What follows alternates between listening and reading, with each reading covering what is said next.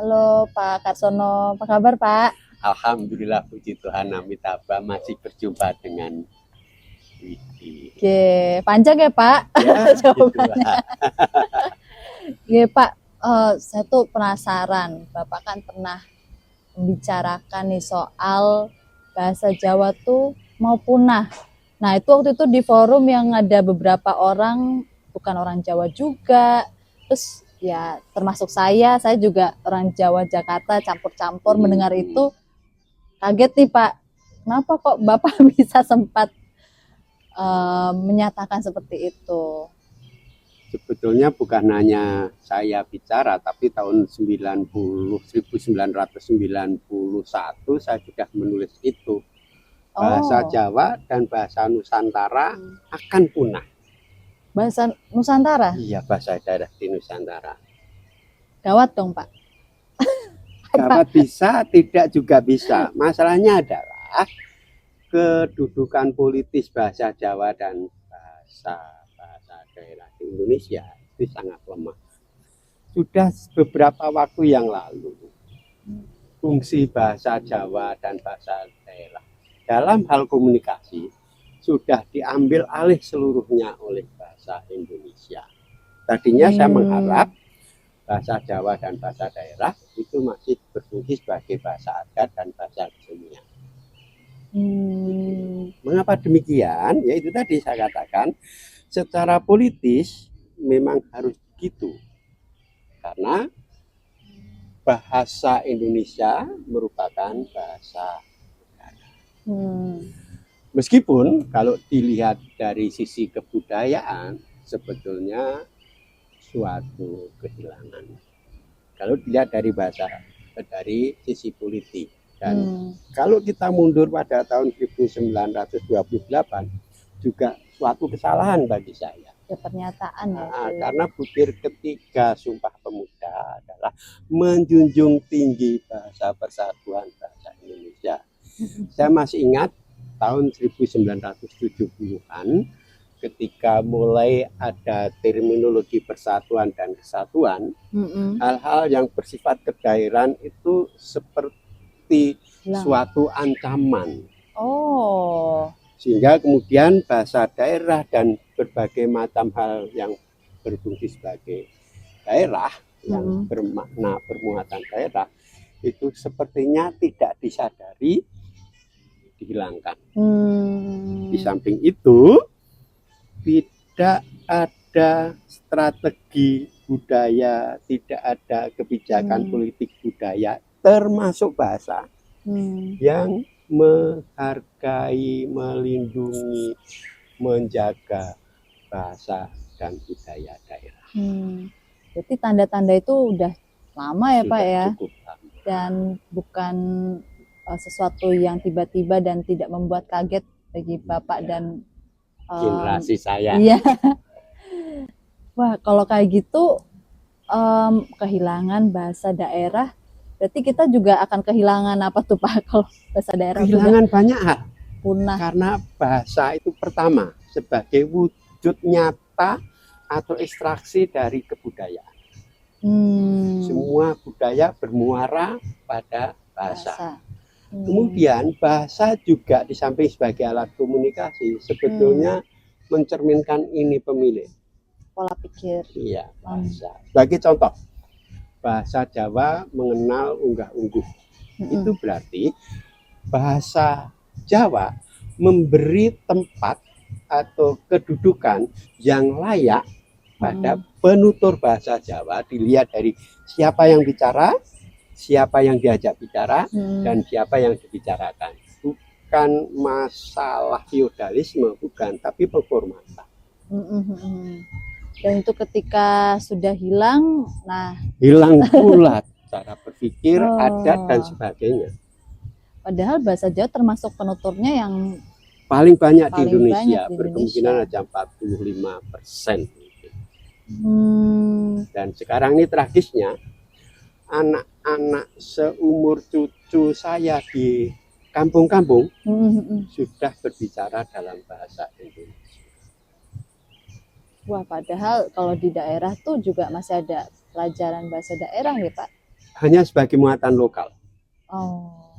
Kedudukan bahasa daerah di dalam sistem pembelajaran itu barangkali menjadi nomor 3 atau nomor kesekian. Pertama bahasa Indonesia, kemudian bahasa asing itu bisa bahasa Inggris, bisa Prancis, bahasa Indonesia dan Belanda dan sebagainya. Baru kemudian bahasa Jawa sebagai muatan lokal. Kalau bisa berbahasa Jawa terus mau apa? Nah, Tapi kalau bisa berbahasa Inggris katanya bisa mencari pekerjaan. Ini betul. pemikiran yang salah bagi saya.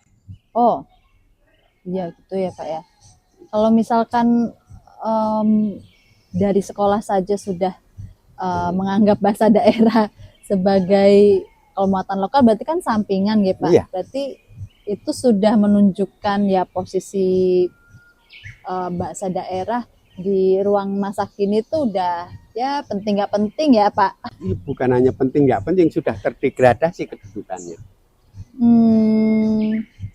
Dan apakah ada hal yang bisa mensubstitusi itu, apa kita tetap gerak aja deh untuk memperlambat itu kepunahan? Tadi saya bicara menyinggung tidak ada kebijakan politik, tidak ada strategi budaya. Sebetulnya masih bisa kalau terutama pemerintah daerah, dalam ini pemerintah daerah Jawa Tengah, Jawa Timur, dan Yogyakarta. Kalau mereka berani tanda petik menabrak undang-undang, misalnya sebagai bahasa pengantar di sekolah dasar minimal kelas 1 sampai dengan kelas 4 bahasa pengantarnya adalah bahasa Jawa. Kendalanya memang kata orang-orang di Kepala Dinas Kebudayaan, Kepala Dinas Pendidikan, tidak ada guru yang bisa berbahasa Jawa. Ya bahasa Jawanya tidak bahasa Jawa zaman saya, tapi bahasa Jawa zaman sekarang. Monggo dipun milai. Milai itu dari mulai gitu. Itu enggak salah. Oh, itu enggak apa-apa selama bisa tidak apa-apa. Sama orang yang diajak ngomong tahu gitu. Iya. Tidak bahasa Jawanya seperti bahasa Jawa saya yang masih merujuk pada abad ke-18, 19. Tidak. Tapi sudah bahasa Jawa tanda petik kontemporer. Dan itu enggak apa-apa, enggak bagi saya tidak mengurangi nilai atau bagi saya. Selama misalnya unggah-ungguh masih digunakan. Basa Jawa ngupo Madya Krama masih digunakan. Bagi saya tidak. Kecuali kalau bahasa Jawa Madya dan Krama hilang, nah itu baru. Oke. Berarti untuk kayak kosakata bahasa Jawa yang itu kan kalau mulai jadi ngambil dari bahasa Indonesia nggak Pak? Tidak apa-apa. Jadi nyampur-nyampur gitu. Iya, misalnya kata prei saja dari mana itu? Oh, prei bukan bahasa Jawa? Bukan lah, itu bahasa Londo. Oh, iya. Kan kebudayaan itu tidak ada yang steril. Kebudayaan itu saling menerima dan memberi. Kalau menerima itu merasa hangat, merasa tenteram, tidak apa-apa. Kalau dihitung berapa besar bahasa Sanskerta yang masuk ke dalam bahasa Jawa, berapa besar bahasa Indonesia yang masuk ke dalam bahasa Jawa, tapi berapa besar bahasa Jawa yang masuk ke dalam bahasa Indonesia. Itu memperkaya ya. Bisa dikatakan begitu kalau saya, tetapi tentu ada orang yang mengatakan itu merusak, itu bukan bahasa Jawa. Bagi saya salah, karena kebudayaan itu suatu perjalanan yang tiada henti. Betul. Sesuai dengan nut zaman kelakon, seturut zaman yang berlaku. Kalau dari sekolah tuh agak sulit untuk menggunakan bahasa Jawa, kenapa nggak dari rumah gitu Pak? Keluarga kan juga punya peran penting. Nah, menurut Bapak keluarga. Justru disitulah masalahnya. Tadi saya katakan generasi cucu saya yang di kampung saya Prambanan ya, yang itu ada candi-candi itu cucu-cucu keponakan saya sudah menggunakan bahasa pengantar sehari-hari bahasa Jawa. Mengapa? Karena bapaknya mengatakan bahasa yang digunakan sekarang bahasa Indonesia. Jadi bukan bukan hanya keluarga yang menentukan, tapi penentu kebijakan. Jadi saya katakan dari Dinas Pendidikan harus berani mengambil kebijakan bahasa Jawa sebagai bahasa pengantar. Setidaknya sampai SD kelas 1, 2, 3, syukur 4 bahasa pengantar di kelas itu bahasa Jawa. Kemudian yang kedua, pemerintah daerah kan pemegang regulasi, pemegang kekuasaan, membuat aturan. Buatlah aturan semua media massa terutama audiovisual. Sekian persen dari acaramu harus acara bahasa dan budaya daerah. Dinas Pendidikan misalnya membuat semacam kurikulum untuk anak sekolah kelas 5, kelas 6, untuk anak SMP, untuk anak SMA misalnya, diwajibkan untuk menonton seni pertunjukan Jawa. Lalu disuruh membuat laporan. Itu kan suatu usaha yang luar biasa jika mau. Tetapi mana ada pemegang kekuasaan yang mau capek-capek seperti itu. Waduh. Kalau sekarang saya pernah lihat nih Pak, ada terbitan baru Pak, novel berbahasa Jawa. Terus majalah-majalah yang dari zaman dulu ya Pak, yang penyebar semangat, Cokolodang gitu. Dan saya potong, itu bahasanya pasti bahasa Jawa kontemporer. Iya Pak, betul. Jadi ya campur-campur, dan mungkin bahkan secara ejaan ya gitu ya Pak. Pengucapan dan penulisan itu mungkin agak keliru kalau bagi yang ejaan itu bagi orang sekolahan. Oh, kan jadi nggak terlalu bahasa itu penting pada hakikatnya kan lisan. Sebagai alat komunikasi lisan. Baru kemudian ketika ada aksara saja ditulis. Baru kemudian ditentukan di ejaannya seperti ini. Bunyi O harus ditulis dengan A. Kecuali kalau bunyi tertutup seperti lonjong, bolong dan sebagainya baru ditulis dengan O. Oh, ejaan gitu. itu lambang, sistem lambang bunyi. Jadi untuk penulisan yang seharusnya A tapi nulisnya menggunakan O itu nggak apa-apa Iya, selama karena kalau di lirik-lirik lagu Jawa kan ada tuh Pak di YouTube karaoke. Bukan hanya itu. Stasiun banyak. Solo balapan. Oh, seharusnya Solo balapan. Solo Tetapi A. itu kan sudah salah kaprah. Karena kita niru-niru wong Londo sing ora bisa ngomong seperti O. Nah, orang Jawa mendengar O itu O, ditulis saja O.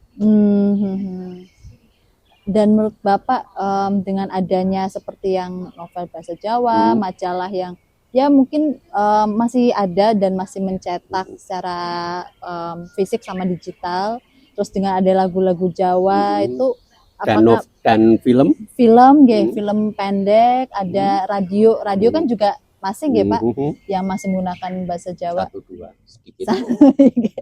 Dan pendengarnya juga nggak tahu ya berapa Pak. Nah itu gimana Pak masalahnya. Pergerakan seperti Pernahkah ada yang meneliti seberapa banyak pembaca novel Jawa?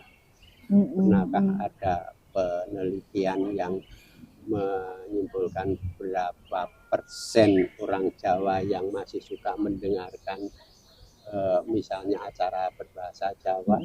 Siapa pembaca Cokolodang, penyebar semangat, terus apa tadi? Novel yang majalah tadi Joyoboyo. Karena mereka kan sudah sebetulnya hidup segan mati tak enggak.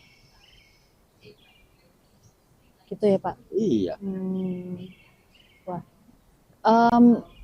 Ya saya sih belum terlalu tahu soal itu ya Pak.